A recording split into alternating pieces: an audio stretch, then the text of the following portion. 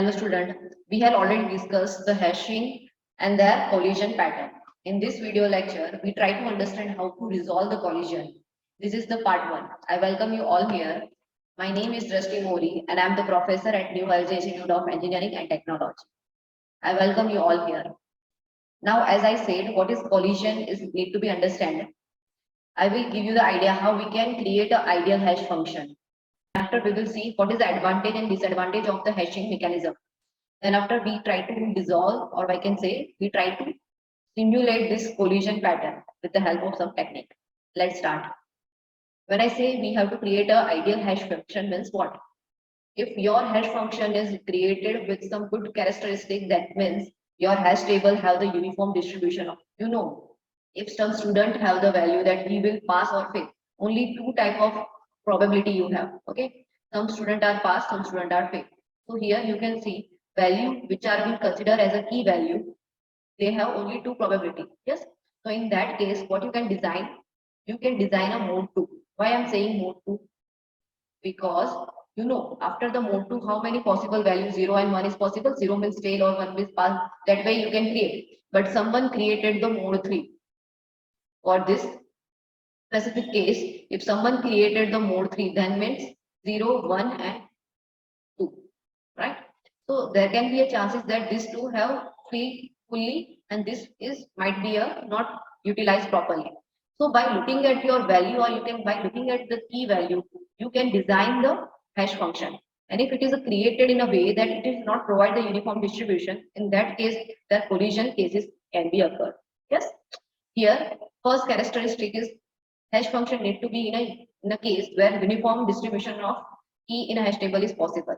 Another important aspect while designing the hash function is it need to be easy to calculate. It is complex for calculation, then every time whenever you are creating a hash table or you are searching for something, at that time it can take long time. So it have time complexity of big of 1, but for extra calculation for the mathematical operation it can take long time, then this is not been useful as we expect. So this calculation part need to be as easy as possible. So mode is the one mathematical operation which is easy to calculate. No one says you cannot use the divide function. You can use the divide function. Yes, where you are dividing the half. Like I have 100 value, then I can use the random function or I can use the mode. Whatever I want to use, I can use the math function. This is the advantage part. Yes, this is advantage that we have to traverse very low, or time complexity is very constant, that every time in a constant time span you are able to say that record is present or not. Yes, but what is the disadvantage? Disadvantage is every time it is not possible that we can avoid the collision. What do you mean by collision is this key 1, this key 1 need to load at green path, that is block 4. Key 2 need to store at part orange. This is some hash function which deciding that which key part need to be loaded at which place. But here you can see this key 3 and key 5. This both the key after performing the hash function both the get same result. That's why this two key try to load at block 1, and that is known as a collision. And we are not know how we can address this type of collision, because this location is already been occupied by other number, and how we can load the other number on the place of that. So this is first of all known as a hash collision, or you can say hash clash. Okay, both the name is used for this type of scenario. Fine.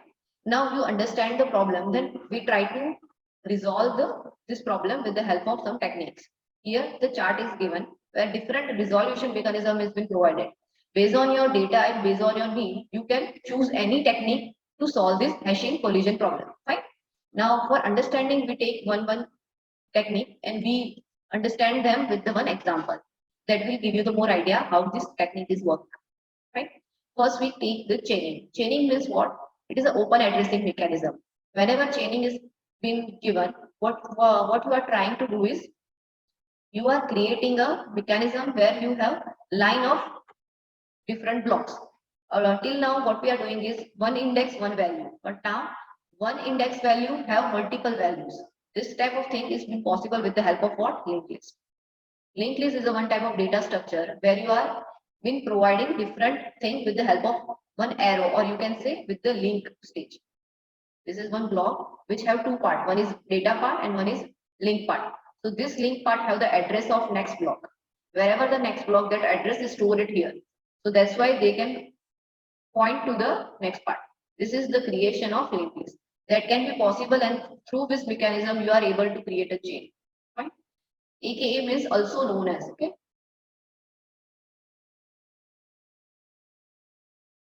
This linked list is also known as a chain, or it is also known as a bucket, right? So let's take the previous example again, 9183, right? 9183 is there, and for 9183, what you can do? 9 is a number which loaded where?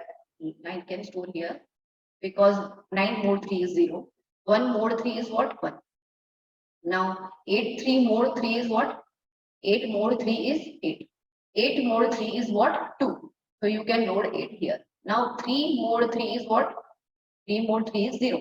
So 3 need to be stored here, but here we don't have any space. So what you can do? You create a linked list here. And you can store the 3 after 9. Right? Let's take one more example. Here you can see we have a function that is x mod 10. You can also write the percentage sign in place of mod. So here, as we can see, we have a function which is x mod 10. How many possible answer we can get? You can get 0 to 9. Yes or no? You can get 0 to 9. All the combination is valid in the case of x mod 10. So here you can see we have tried to create a hash function, or we have created already the hash function based on looking at these values. So after creation of the hash function, we try to create a hash table. Here, what is the case? This is index, and in the place of value, we have empty. This is the empty space. So it right now no value is stored here. Now we want to store the 10. Now by looking at the hash function, we are able to say that 0 would be stored at which index? 0. Yes or no? Yes. Now 22 would be stored at which place? Number 2. Yes. 86 would be stored at which place? For 86, for number 86, you use the number 8. So you left with the number 6. So 86 would be stored at which place? 6. So here 12. For 12, you can store the value at 2. Yes. Let's see. 10, 22, 86, and 12. 12 for 12 storage, you require to load at position 2, but 2 is already been loaded. But here we have no problem because we have a linked list. So what will happen? They will add one more block here. You can see. Yes. Now for 82, you have also value 2. So 82 also need to load at the index 2. So this is the final look of hash table. Here the problem is, if your hash table will end up like this, then your constant time cyclicity is not remain as a constant. Why? Because now in this case, we are not surely able to say that your number which is here at index 2 would be at first place. It can be a case that you are looking for number 32. Okay. And for location of 32, you check 42, then after you check 12, then after you check 22, and then you can say nothing is left. So it means 32 is not present in your table. So here it is not a constant time. It is depend upon your chain size. If your chain size is longer, then your time complexity become bigger. Yes or no? So this is the disadvantage of using chaining, but it is also a one resolution technique. Fine. Here I end my video lecture. Thank you.